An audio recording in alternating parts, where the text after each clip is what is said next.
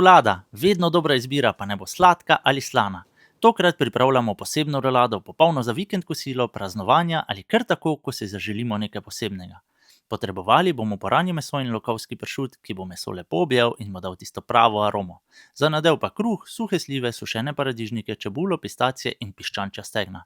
Ta bodo poskrbela, da bo nadev lepo sočen.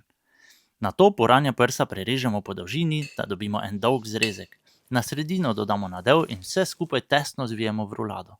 Na prozorno folijo razporedimo rezine lokovskega pršuta, čez pa položimo poranjo rulado. Tesno zvijemo in damo v hladilnik za kakšno uro, da se sestavine povežejo in utrdijo. Pred peko na vrhu dodamo še malo žajblja in vse skupaj povežemo z vrvico, da bo lepo držalo obliko. Rulado položimo na pekač, premažemo z maslom in spečemo, da lepo porjavi. Nato preverimo še temperaturo pečenega mesa in rulado postavimo na stran za 10 minut. Narežemo in postrežemo z izbrano prilogo. Pa dober tek!